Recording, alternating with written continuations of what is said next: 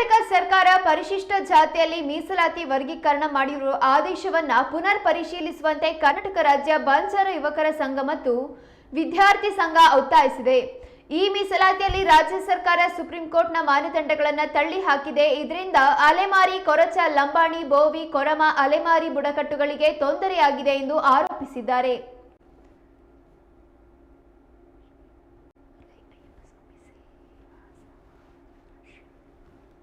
ಕರ್ನಾಟಕ ಸರ್ಕಾರದ ಮಾನ್ಯ ಮುಖ್ಯಮಂತ್ರಿಗಳು, ಅದೇ ರೀತಿ ಸಮಾಜ ಕಲ್ಯಾಣ ಇಲಾಖೆಯ ಸಚಿವರು ಈ ಒಳ ಮೀಸಲಾತಿಯ ಅನುಷ್ಠಾನದ ಸಂದರ್ಭದಲ್ಲಿ ಘನತೆ ಹೊತ್ತ ಮಾನ್ಯ ಮುಖ್ಯಮಂತ್ರಿಗಳು ಒಂದು ಮಾತನ್ನು ಮಾಧ್ಯಮದ ಮೂಲಕ ಭಾಳ ಸ್ಪಷ್ಟವಾಗಿ ಹೇಳಿದರು. ಒಳ ಮೀಸಲಾತಿ ವಿಚಾರದಲ್ಲಿ ಪರಿಶಿಷ್ಟ ಜಾತಿಯ 101 ಸಮುದಾಯಗಳಿಗೆ ಯಾವುದೇ ರೀತಿಯ ಅನ್ಯಾಯವಾಗದಂತೆ ನಾವು ಕ್ರಮವನ್ನು ವಹಿಸ್ತೇವೆ ಅಂಥೇಳಿ.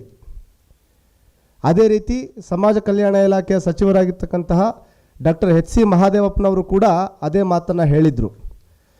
ನಾವುಗಳು ಅವರ ಮಾತನ್ನು ಅಕ್ಷರಶಃ ನಂಬಿದ್ವಿ. ಯಾಕೆಂತ ಅಂದರೆ ಸನ್ಮಾನ್ಯ ಸಿದ್ದರಾಮಯ್ಯನವರು ಸಾಮಾಜಿಕ ನ್ಯಾಯದ ಅಡಿಯಲ್ಲಿ ಕೆಲಸವನ್ನು ಮಾಡ್ತಾರೆ. ನಮ್ಮ ಸಮುದಾಯಗಳಿಗೆ, ಎಲ್ಲ ಸಮುದಾಯಗಳಿಗೂ ಕೂಡ ಒಳ ಮೀಸಲಾತಿ ವಿಚಾರದಲ್ಲಿ ನ್ಯಾಯವನ್ನು ಕೊಡ್ತಾರೆ ಅಂಥೇಳಿ. ಆದರೆ ಇದು ಯಾವಾಗ ಶಿಕ್ಷಣ ಮತ್ತು ಉದ್ಯೋಗ ಕ್ಷೇತ್ರದಲ್ಲಿ ಒಳ ಮೀಸಲಾತಿ ಇತ್ತೀಚೆಗೆ ಜಾರಿ ಆಯಿತು, ಕರ್ನಾಟಕ ರಾಜ್ಯದಲ್ಲಿ ಕೆಲವೊಂದು ರಿಕ್ರೂಟ್ಮೆಂಟ್ಗಳು ಆಗ್ತಾ ಇದೆ. ಉದಾಹರಣೆಗೆ ನಮ್ಮ ಶಿವಮೊಗ್ಗದ ಶಿವಮೊಗ್ಗದ ಒಂದು ರಿಕ್ರೂಟ್ಮೆಂಟ್ ಇತ್ತೀಚೆಗೆ ಆಯಿತು. ಅದರ ಜೊತೆಗೆ ಕೆಲವು ಬ್ಯಾಂಕ್ಗಳ ರಿಕ್ರೂಟ್ಮೆಂಟ್ ಕೂಡ ಆಗ್ತಾ ಇದೆ. ಅದನ್ನು ಒಂದು ಸ್ಪಷ್ಟವಾಗಿ ಗಮನಿಸಿದಾಗ ಈ ಒಳ ಮೀಸಲಾತಿ ವಿಚಾರದಲ್ಲಿ, ಅದರಲ್ಲೂ ಈ ಉದ್ಯೋಗದಲ್ಲಿ ಏನು ಸರ್ಕಾರ ಜಾರಿ ಮಾಡಿದೆ ಅದರಿಂದ ನಮಗೆ ಬಹಳಷ್ಟು ಅನ್ಯಾಯ ಆಗ್ತಾ ಇದೆ. ಅದರಲ್ಲಿ ರೋಸ್ಟರನ್ನು ನಾವು ಗಮನಿಸ್ತಾ ಹೋದರೆ, ಈಗ ಹಿಂದೆ 100 ಹುದ್ದೆಗಳಲ್ಲಿ ಪರಿಶಿಷ್ಟ ಜಾತಿಗಳಿಗೆ ಸುಮಾರು 17 ಹುದ್ದೆಗಳನ್ನು ನಿಗದಿಪಡಿಸಲಾಗಿತ್ತು. 18% ರಿಸರ್ವೇಷನ್, 17%ನ ಒಂದು ರಿಸರ್ವೇಷನ್ನ ಅನ್ವಯ. ಅಂದರೆ ಪರಿಶಿಷ್ಟ ಜಾತಿಯ 101 ಜಾತಿಯ ಯಾರು ಪ್ರತಿಯೊಬ್ಬರು ಕೂಡ ಆ 17 ಹುದ್ದೆಗಳಿಗೆ ಅರ್ಹರಾಗ್ತಾ ಇದ್ದರು. ಈಗ ಒಳ ಮೀಸಲಾತಿ ಅನ್ವಯ ನಮ್ಮ ಪರಿಶಿಷ್ಟ ಜಾತಿಯ ಗ್ರೂಪ್ ಸಿನಲ್ಲಿ ಇವತ್ತು ನಮ್ಮ ಬಂಜಾರ, ಬೋವಿ, ಕೊರಚ, ಕೊರಮ ಮತ್ತು ಇತರೆ ಅಲೆಮಾರಿ ಸಮುದಾಯಗಳು ಬರ್ತಾ ಇದೆ. ಶಿವಮೊಗ್ಗದ ಒಂದು ಶಿಮುಲ್ ರಿಕ್ರೂಟ್ಮೆಂಟ್ನಲ್ಲಿ ನಮ್ಮ ಒಂದು ಈ ಎಲ್ಲ ಸಮುದಾಯಗಳಿಗೆ ಗ್ರೂಪ್ ಸಿ ಅಡಿಯಲ್ಲಿ ಕೇವಲ 2ರಿಂದ 3 ಹುದ್ದೆ ಅಷ್ಟೇ ಬರ್ತಾ ಇದೆ. ಸುಮಾರು 190 ಚಿಲ್ಲರೆ ಹುದ್ದೆಗಳಲ್ಲಿ 2ರಿಂದ 3 ಹುದ್ದೆಗಳಿಗೆ ಅಷ್ಟೇ ನಾವು ಎಲಿಜಿಬಲ್ ಆಗ್ತಾ ಇದ್ದೀವಿ. ಇದು ಬಹಳಷ್ಟು ಅನ್ಯಾಯ. ಹಿಂದೆ 100 ಹುದ್ದೆಗಳಲ್ಲಿ 17 ಹುದ್ದೆಗಳಿಗೆ ಅವಕಾಶ ನಮಗೆ ಸಿಗ್ತಾ ಇತ್ತು. ಇವಾಗ ಸುಮಾರು 190-200 ಹುದ್ದೆಗಳಿಂದ ಕಾಲ್ಫರ್ ಆಗಿರುವಂಥ ನೋಟಿಫಿಕೇಷನಲ್ಲಿ ನಮಗೆ ಕೇವಲ 2ರಿಂದ 3 ಹುದ್ದೆಗಳಿಗೆ ಅಷ್ಟೇ ಅವಕಾಶ ಸಿಗ್ತಾ ಇದೆ. ಇದು ನಿಜಕ್ಕೂ ಅನ್ಯಾಯವಾಗುವಂಥ ಕೆಲಸ. ಮಾನ್ಯ ಮುಖ್ಯಮಂತ್ರಿಗಳು ಮತ್ತು ಸಮಾಜ ಕಲ್ಯಾಣ ಇಲಾಖೆ ಸಚಿವರು ಏನು ಒಂದು ಆಶ್ವಾಸನೆಯನ್ನು ಕೊಟ್ಟಿದ್ದರು, ಈ ಸಮುದಾಯಗಳಿಗೆ ಅನ್ಯಾಯವಾಗೋದಿಲ್ಲ ಅಂಥೇಳಿ. ಆದರೆ ಈ ಒಳ ಮೀಸಲಾತಿಯ ರೋಸ್ಟರ್ನಲ್ಲಿ ನಮ್ಮ ಸಮುದಾಯಗಳಿಗೆ ಸಾಕಷ್ಟು ಅನ್ಯಾಯ ಆಗ್ತಾ ಇದೆ.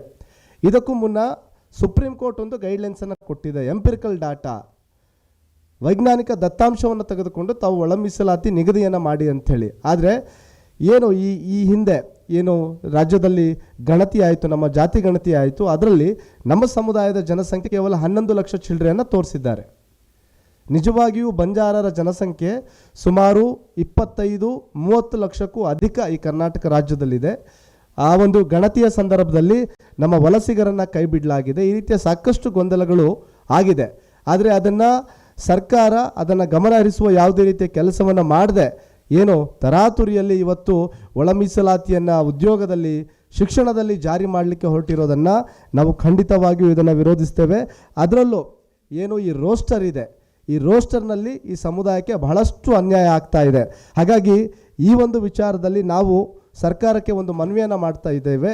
ಗ್ರೂಪ್ ಸಿನಲ್ಲಿ ಏನು ನಮ್ಮ ಬಂಜಾರ, ಬೋವಿ, ಕೊರಚ, ಕೊರಮ ಮತ್ತು ಇತರೆ ಅಲೆಮಾರಿ ಸಮುದಾಯಗಳು ಅಥವಾ ಪರಿಶಿಷ್ಟ ಜಾತಿಯ 101 ಸಮುದಾಯಗಳು ಬರ್ತಾ ಇದೆ, ಅವೆಲ್ಲವನ್ನು ರೋಸ್ಟರನ್ನು ಮಾರ್ಪಾಡಿಸಿ ಏಕಗವಾಕ್ಷಿ ಅಂದರೆ ಸಿಂಗಲ್ ವಿಂಡೋ ಪದ್ಧತಿ ಮೂಲಕ ಎಲ್ರಿಗೂ ಶಿಕ್ಷಣದಲ್ಲಿ ಮತ್ತು ಉದ್ಯೋಗದಲ್ಲಿ ಸಮಾನ ಅವಕಾಶ ಸಿಗುವ ರೀತಿಯಲ್ಲಿ ಸರ್ಕಾರ ಕ್ರಮವನ್ನು ವಹಿಸಬೇಕು.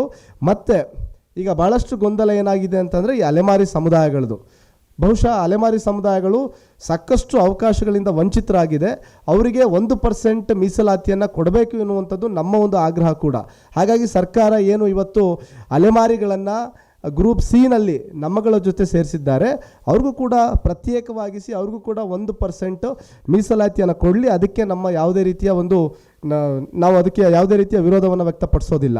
ಮತ್ತು ಇಲ್ಲಿ ಮೊದಲು ಈ ಸ್ಪೃಶ್ಯ ಅಸ್ಪೃಶ್ಯ ಎನ್ನುವಂಥ ಪದಗಳು ಬಂದಾಗ ನಾವು ಕೂಡ ಅದನ್ನು ಸಾಕಷ್ಟು ವಿರೋಧವನ್ನು ಮಾಡಿದ್ವಿ. ಅದನ್ನು ತೆಗಿಬೇಕು, ಆ ಪದಗಳನ್ನು ಬಳಸಬಾರ್ದು, ಅದು ಅಸಂವಿಧಾನಿಕ ಪದಗಳು ಅಂಥೇಳಿ ಸರ್ಕಾರ ಅದನ್ನು ಕೂಡ ಗಣನೆಗೆ ತೆಗೆದುಕೊಳ್ಬೇಕು. ಈಗ ಈ ಮೀಸಲಾತಿಯ ಒಂದು ಕಾನ್ಸೆಪ್ಟು ಕೇವಲ ಸರ್ಕಾರಿ ವಲಯದಲ್ಲೇ ಜಾರಿಯಾಗಿದೆ. ಆದರೆ ಇವತ್ತು ಸರ್ಕಾರಿ ವಲಯಕ್ಕಿಂತ ಖಾಸಗಿ ವಲಯದಲ್ಲಿ ಸಾಕಷ್ಟು ಉದ್ಯೋಗ ಅವಕಾಶಗಳು ದೊರಕ್ತಾ ಇದೆ. ಖಾಸಗಿ ವಲಯದಲ್ಲೂ ಕೂಡ ಈ ಮೀಸಲಾತಿ ಜಾರಿಯಾಗಬೇಕು ಅಂಥೇಳಿ ಸಾಕಷ್ಟು ದಶಕಗಳಿಂದ ಹೋರಾಟ ಆಗ್ತಾ ಇದೆ. ಈ ಎಲ್ಲ ಅಂಶವನ್ನು ಸರ್ಕಾರ ಪರಿಗಣನೆಗೆ ತೆಗೆದುಕೊಂಡು ಈಗೇನು ಇನ್ನು ಕೆಲವೇ ದಿನಗಳಲ್ಲಿ ಬೆಳಗಾವಿಯ ಒಂದು ಅಧಿವೇಶನ ನಡೀತಾ ಇದೆ. ಆ ಅಧಿವೇಶನದಲ್ಲಿ ಈ ಒಳ ಮೀಸಲಾತಿ ವಿಚಾರವಾಗಿ ಏನೇನು ತಪ್ಪು ಡಿಸಿಷನ್ಸ್ಗಳಾಗಿದೆ, ತಪ್ಪು ನಿರ್ಧಾರಗಳನ್ನು ಸರ್ಕಾರ ತೆಗೆದುಕೊಂಡಿದೆ ಉದ್ಯೋಗದಲ್ಲಿ ಮತ್ತು ಶಿಕ್ಷಣದಲ್ಲಿ, ಅದನ್ನು ಸರಿಪಡಿಸುವಂಥ ಕೆಲಸವನ್ನು ಘನ ಸರ್ಕಾರ ಮಾಡಲೇಬೇಕು ಅಂತೇಳಿ ಈ ಸಂದರ್ಭದಲ್ಲಿ ನಾವು ಆಗ್ರಹಿಸ್ತೇವೆ. ಯಾಕೆಂದರೆ ಕಳೆದ ಬಾರಿಯ BJP ಸರ್ಕಾರದ ಅವಧಿಯಲ್ಲಿ ಯಾವ ರೀತಿಯ ಬೆಳವಣಿಗೆಗಳು ಆಯಿತು ಅನ್ನೋದು ಎಲ್ರಿಗೂ ಕೂಡ ಗೊತ್ತಿದೆ. ಬರೀ ಈ ಒಳ ಮೀಸಲಾತಿ ಜಾರಿ ಆಗುತ್ತೆ ಅನ್ನೋ ಒಂದು ಕಾರಣಕ್ಕೆ ನಮ್ಮ ಬಂಜಾರ ಸಮುದಾಯ BJPಗೆ ಪ್ರಬಲ ವಿರೋಧಿಯಾಗಿ ಕೆಲಸವನ್ನು ಮಾಡಿತ್ತು. ಅದನ್ನು BJPಯ ಘಟಾನುಘಟಿ ನಾಯಕರುಗಳೇ ಹೇಳ್ಕೊಂಡಿದ್ರು, ನಾವು ಬಂಜಾರ ಸಮುದಾಯದ ವಿರೋಧದಿಂದ ನಾವು ಸೋತ್ವಿ, BJP ಅಧಿಕಾರಕ್ಕೆ ಬರಲಿಲ್ಲ ಅಂಥೇಳಿ.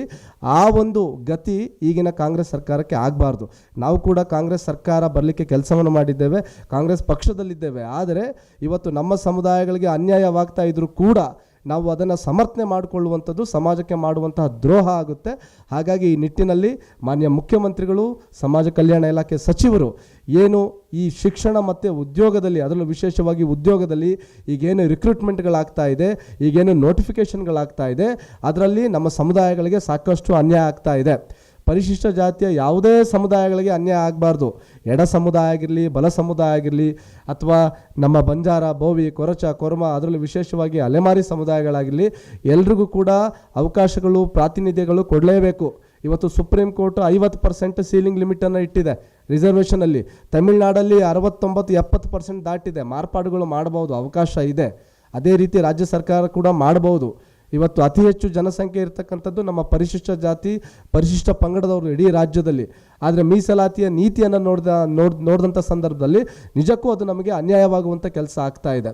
ಹಾಗಾಗಿ ವಿಶೇಷವಾಗಿ ಈಗೇನು ರಿಕ್ರೂಟ್ಮೆಂಟ್ಗಳಾಗಿದೆ, ಆ ರಿಕ್ರೂಟ್ಮೆಂಟ್ಗಳಲ್ಲಿ ಕೂಡ ಸರ್ಕಾರ ಒಂದು ತಡೆಯನ್ನು ತಂದು, ಏನೋ ಹಿಂದೆ ಇದ್ದಂತಹ ಒಂದು 101 ಜಾತಿಗಳಿಗೆ 17% ಸಮಾನವಾಗಿ ಅವಕಾಶ ಸಿಗ್ತಾ ಇತ್ತು. ಯಾರು ಬೇಕಾದರೂ ಸ್ಪರ್ಧೆ ಮಾಡಿ ಅರ್ಹತೆ ಇದ್ದವರು, ಟ್ಯಾಲೆಂಟ್ ಇದ್ದವರು ಆ ಹುದ್ದೆಯನ್ನು ಗಿಟ್ಸ್ಕೊಳ್ತಾ ಇದ್ರು. ಆ ರೀತಿಯ ಒಂದು ಮಾರ್ಗಸೂಚಿಗಳನ್ನು ತಂದು ಈ ರೋಸ್ಟರ್ನ ಬದಲಾವಣೆ ಮಾಡಬೇಕು ಅಂತೇಳಿ ನಾವು ಪತ್ರಿಕಾಗೋಷ್ಠಿಯ ಮೂಲಕ ರಾಜ್ಯ ಸರ್ಕಾರಕ್ಕೆ ಮತ್ತು ನಮ್ಮ ಸಮಾಜ ಕಲ್ಯಾಣ ಇಲಾಖೆ ಸಚಿವರಿಗೆ, ಮುಖ್ಯಮಂತ್ರಿಗಳಿಗೆ ಎಲ್ರಿಗೂ ಕೂಡ ಆಗ್ರಹಿಸ್ತಾ ಇದ್ದೇವೆ.